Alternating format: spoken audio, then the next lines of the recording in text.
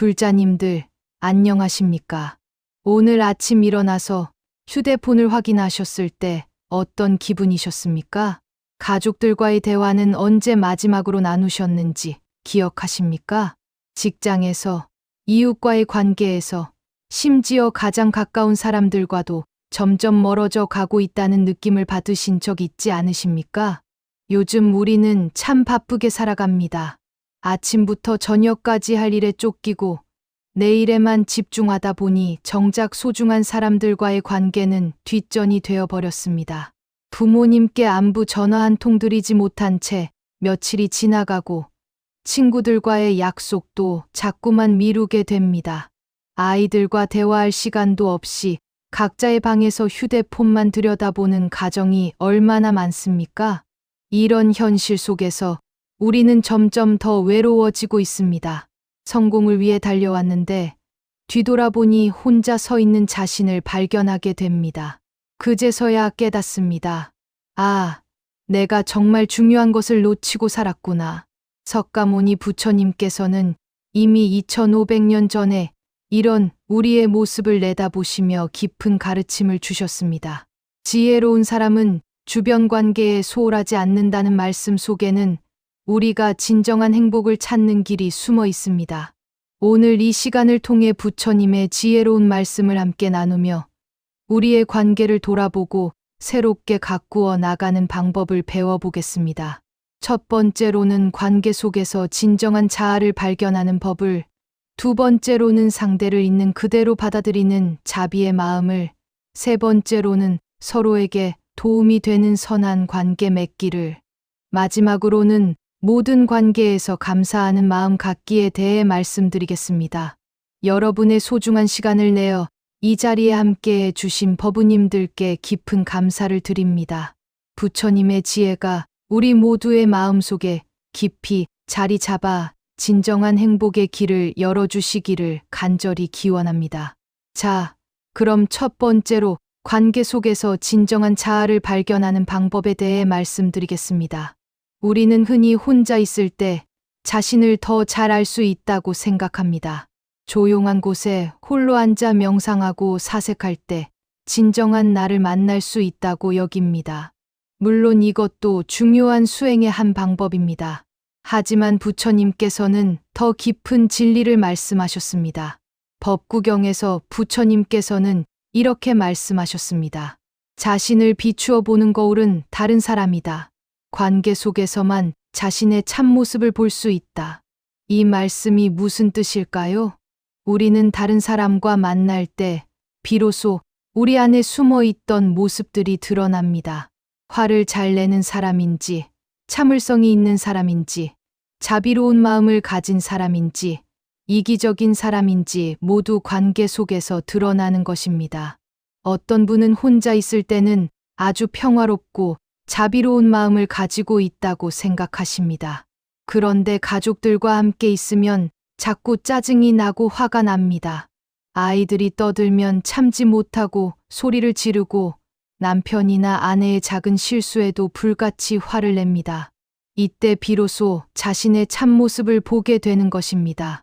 설림보전에 기록된 조주선사의 일화가 있습니다.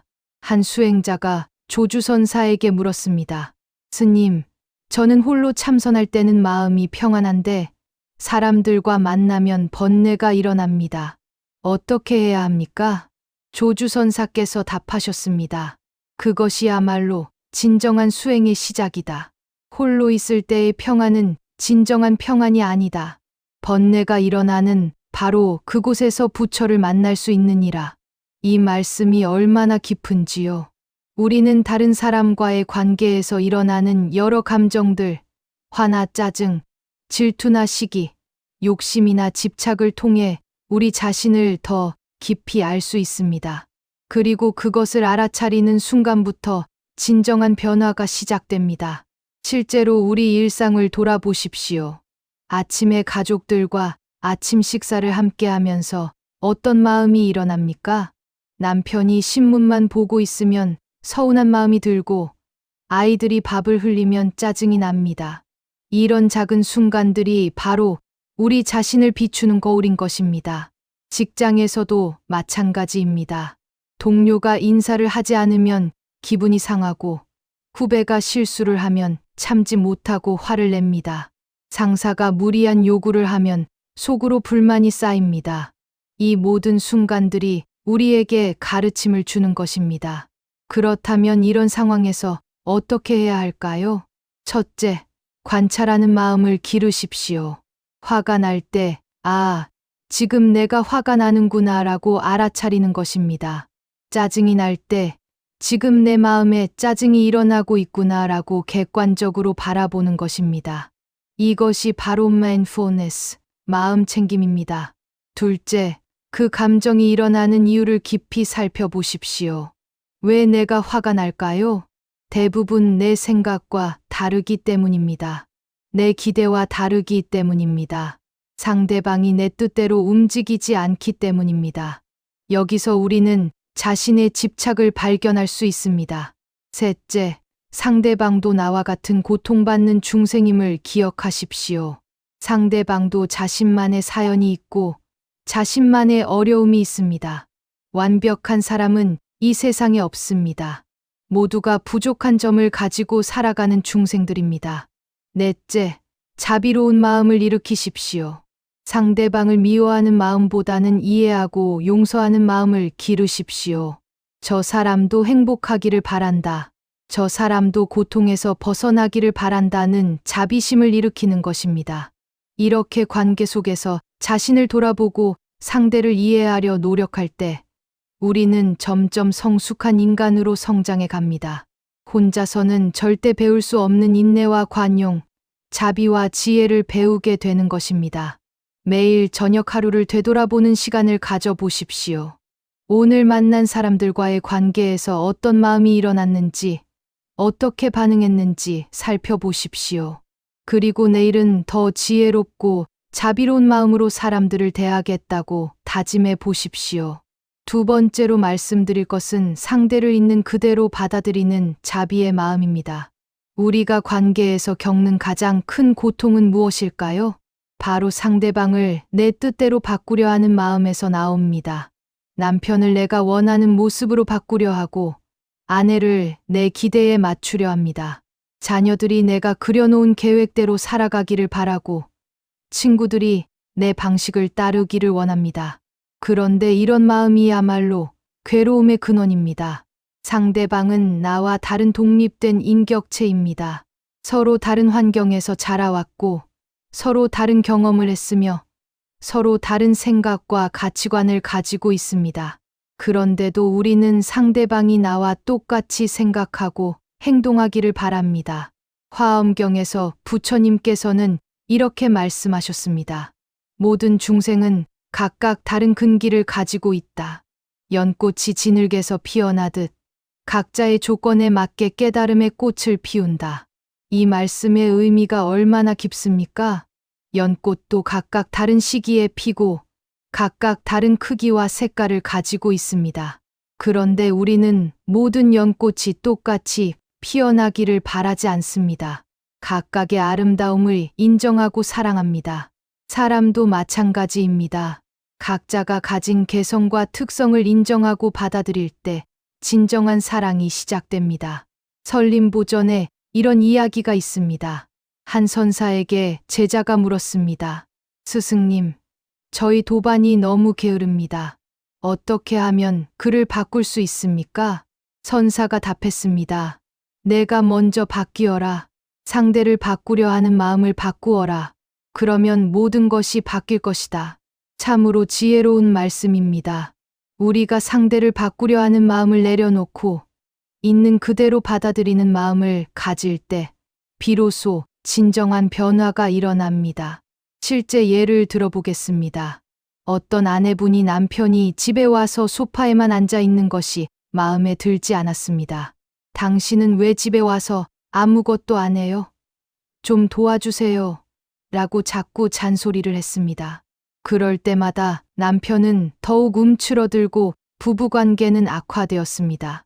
그런데 어느 날 이 아내분이 깨달았습니다. 남편도 하루 종일 직장에서 힘들게 일하고 온 것이구나. 나름대로 스트레스도 많고 피곤할 것이구나. 집에 와서는 좀 쉬고 싶을 수도 있겠구나. 그래서 마음을 바꾸어 남편에게 말했습니다. 여보, 오늘도 고생 많으셨어요. 좀 쉬세요. 그리고 따뜻한 차 한 잔을 내어드렸습니다. 놀라운 일이 일어났습니다. 며칠 후 남편이 먼저 설거지를 하고 아이들과도 놀아주기 시작했습니다. 잔소리로는 바뀌지 않던 남편이 이해와 사랑으로 변화한 것입니다. 이것이 바로 부처님께서 가르쳐 주신 자비의 힘입니다. 상대를 있는 그대로 받아들이고 이해할 때 그 따뜻한 마음이 상대방의 마음을 녹여서 자발적인 변화를 이끌어내는 것입니다. 그렇다면 어떻게 하면 상대를 있는 그대로 받아들이는 마음을 기를 수 있을까요? 첫째, 상대방의 입장에서 생각해 보는 연습을 하십시오. 왜 저 사람이 저렇게 행동할까? 어떤 마음으로 저런 말을 했을까? 어떤 상황에 있기에 저런 선택을 했을까? 이렇게 상대방의 관점에서 바라보려 노력하십시오. 둘째, 상대방도 나와 같은 부처성을 가진 존재임을 기억하십시오. 겉으로는 부족해 보이고 미워 보여도 그 안에는 부처님과 같은 깨끗한 본성이 들어 있습니다. 다만 무명과 번뇌에 가려져 있을 뿐입니다. 셋째, 감사하는 마음을 가지십시오. 상대방이 내게 가르침을 준다고 생각하십시오. 화나게 하는 사람은 내 인내심을 기르게 해주고 걱정되는 사람은 내 자비심을 키워줍니다. 모든 사람이 내 수행의 도반인 것입니다. 넷째, 완벽을 기대하지 마십시오. 나도 완벽하지 않은데 상대방에게만 완벽을 요구할 수는 없습니다. 서로의 부족함을 인정하고 그것마저 사랑으로 감싸 안는 마음을 가지십시오. 이런 마음으로 사람들을 대할 때 우리의 관계는 점점 따뜻해지고 깊어집니다. 상대방도 내가 자신을 진정으로 이해하고 받아들인다는 것을 느끼게 되어 마음을 열게 됩니다. 매일 한 사람씩이라도 그 사람의 좋은 점을 찾아보고 감사한 마음을 가져보십시오. 그리고 그 마음을 말과 행동으로 표현해 보십시오. 작은 변화가 큰 기적을 만들어낼 것입니다. 세 번째로 말씀드릴 것은 서로에게 도움이 되는 선한 관계 맺기입니다. 부처님께서는 좋은 벗, 즉 선지식의 중요성을 자주 강조하셨습니다. 자바암경에서 아난존자가 부처님께 여쭈었습니다. 세존이시여, 선지식이 수행의 절반이겠습니까? 부처님께서 답하셨습니다. 아니다. 아나나. 선지식은 수행의 전부이니라. 좋은 벗을 만나야 올바른 길을 걸을 수 있느니라. 이 말씀이 얼마나 중요한지요. 우리가 만나는 사람들이 우리의 인생을 좌우한다는 뜻입니다. 좋은 사람들과 함께하면 좋은 방향으로 가게 되고 나쁜 사람들과 함께하면 나쁜 길로 빠지기 쉽습니다. 그런데 여기서 중요한 것은 좋은 사람을 만나는 것만이 아닙니다.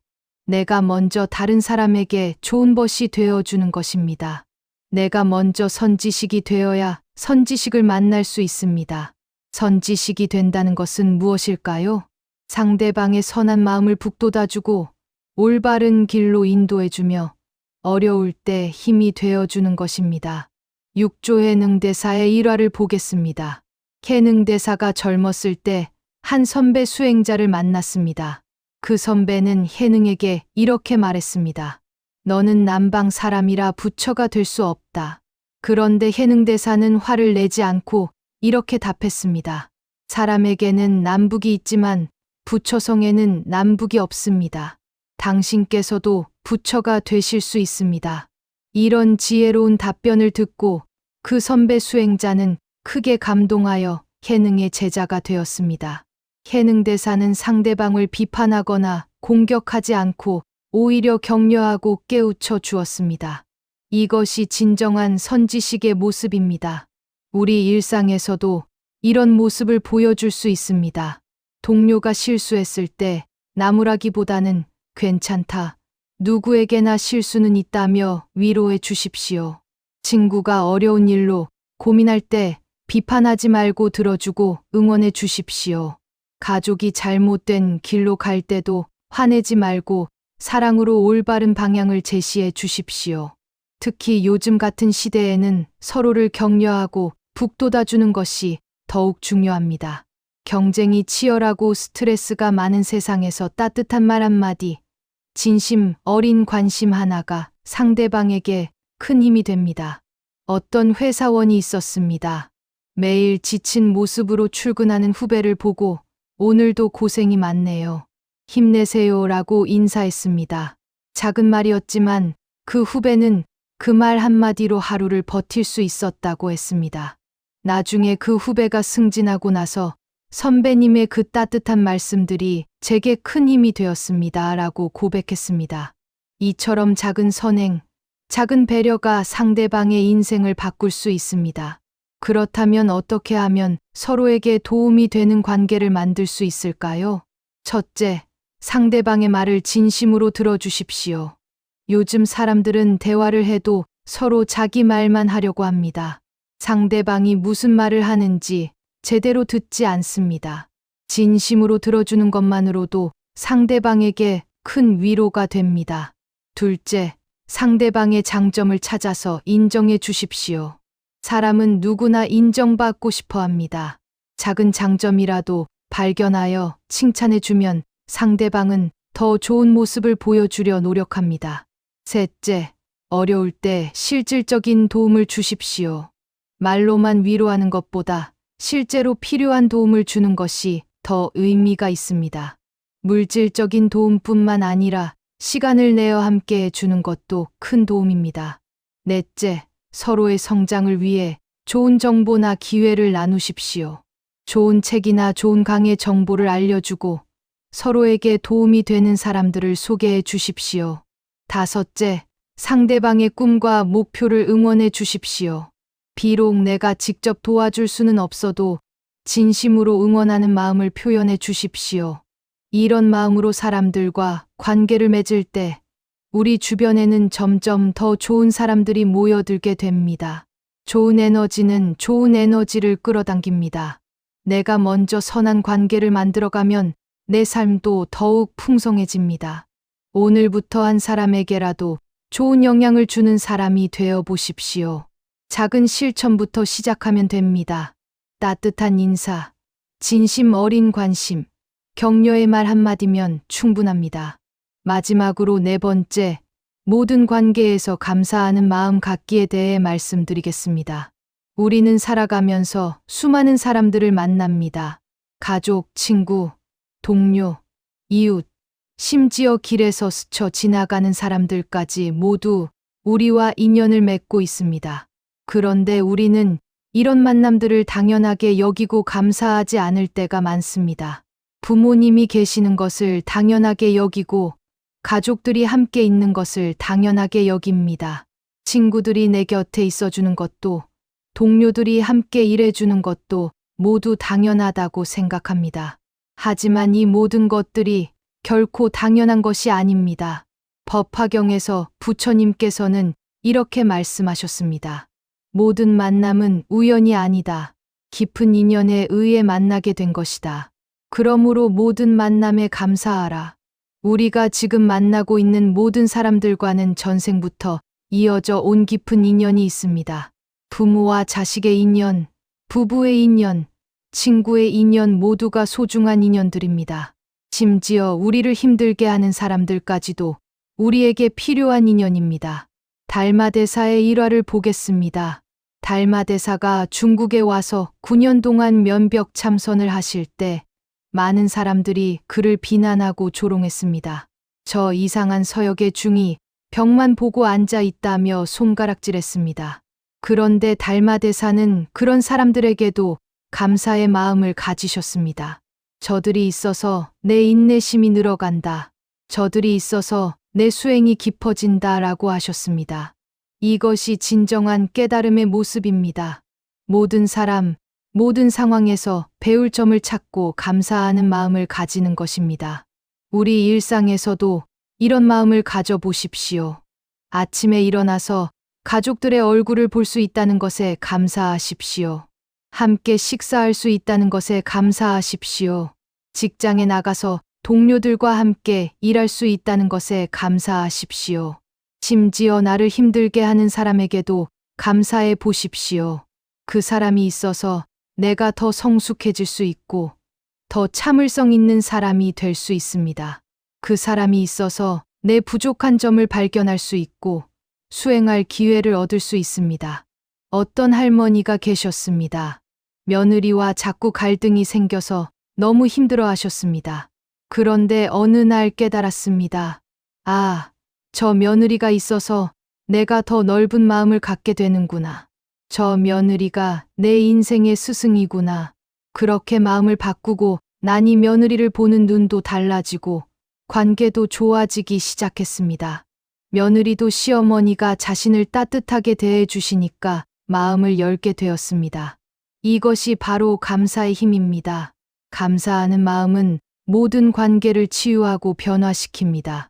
감사하는 마음을 어떻게 기를 수 있을까요? 첫째, 매일 감사 일기를 써보십시오. 오늘 만난 사람들 중에서 감사한 사람을 한 명씩이라도 떠올려 보고 그 이유를 적어 보십시오. 작은 것이라도 찾다 보면 감사할 일들이 정말 많다는 것을 발견하게 됩니다. 둘째, 상대방에게 직접 감사 인사를 전하십시오. 고맙습니다. 덕분입니다. 라는 말을 자주 하십시오. 이런 말을 들은 상대방도 기분이 좋아져서 더 좋은 관계가 됩니다. 셋째, 어려운 상황에서도 배울 점을 찾으십시오. 힘든 일이 생겼을 때, 왜 나에게만 이런 일이? 라고 원망하지 말고, 이 일을 통해서 무엇을 배울 수 있을까? 라고 생각해 보십시오. 넷째, 다른 사람들의 노고를 생각해 보십시오. 내가 편안하게 살 수 있는 것은 수많은 사람들의 노력 덕분입니다. 청소하는 분들, 요리하는 분들, 물건을 배달하는 분들, 모든 분들에게 감사한 마음을 가지십시오. 다섯째, 부모님과 조상들의 은혜를 생각해 보십시오. 내가 지금 여기에 있을 수 있는 것은 부모님과 조상들의 덕분입니다. 그분들의 사랑과 희생이 있었기에 오늘의 내가 있는 것입니다. 이런 감사하는 마음을 가지고 사람들과 관계를 맺을 때 우리의 인생은 완전히 달라집니다. 원망과 불만으로 가득했던 마음이 감사와 기쁨으로 바뀌고 삭막했던 관계들이 따뜻하고 아름다운 관계로 변화합니다. 불자님들, 지금까지 석가모니 부처님의 지혜로운 말씀을 통해 주변 관계의 중요성에 대해 함께 나누었습니다. 첫 번째로는 관계 속에서 진정한 자아를 발견하는 방법을 배웠습니다. 다른 사람과의 관계에서 일어나는 여러 감정들을 통해 우리 자신을 더 깊이 알아가고 그것을 바탕으로 성장할 수 있다는 것을 깨달았습니다. 두 번째로는 상대를 있는 그대로 받아들이는 자비의 마음에 대해 말씀드렸습니다. 상대방을 바꾸려 하지 말고 있는 그대로 이해하고 받아들일 때 진정한 사랑이 시작된다는 것을 배웠습니다. 세 번째로는 서로에게 도움이 되는 선한 관계 맺기에 대해 나누었습니다. 내가 먼저 다른 사람에게 좋은 것이 되어줄 때 좋은 사람들을 만날 수 있다는 것을 깨달았습니다. 마지막으로는 모든 관계에서 감사하는 마음 갖기에 대해 말씀드렸습니다. 모든 만남이 소중한 인연이며 감사하는 마음으로 관계를 대할 때 모든 것이 아름답게 변화된다는 것을 배웠습니다. 부처님께서 말씀하신 지혜로운 사람은 주변 관계에 소홀하지 않는다는 가르침의 깊은 의미를 이제 조금이나마 이해할 수 있을 것입니다. 관계는 우리 인생의 전부입니다. 혼자서는 할 수 없는 것들을 관계를 통해 이룰 수 있고, 혼자서는 배울 수 없는 것들을 관계를 통해 배울 수 있습니다. 더 나아가 관계를 통해서만 진정한 행복과 깨달음에 이를 수 있습니다. 오늘 이 시간이 끝나고 집에 돌아가시면 가족들을 다시 한번 바라보십시오. 직장에 가시면 동료들을 다시 한번 바라보십시오. 친구들을 만나실 때도 새로운 마음으로 만나보십시오. 그 모든 관계 속에서 부처님의 지혜가 빛나기를 간절히 기원합니다. 이 영상이 도움이 되셨다면 좋아요 버튼을 눌러주시고 댓글로 여러분의 소중한 경험도 나누어 주십시오. 구독과 알림 설정도 잊지 말아 주시기 바랍니다. 더 많은 부처님의 지혜를 함께 나누고 싶습니다. 모든 법우님들과 보살님들의 가정에 평안이 깃들고 모든 관계에서 자비와 지혜가 꽃 피우기를 간절히 기원합니다. 오늘도 부처님의 가르침과 함께 해주셔서 깊은 감사를 드립니다. 나무아미타불 관세음보살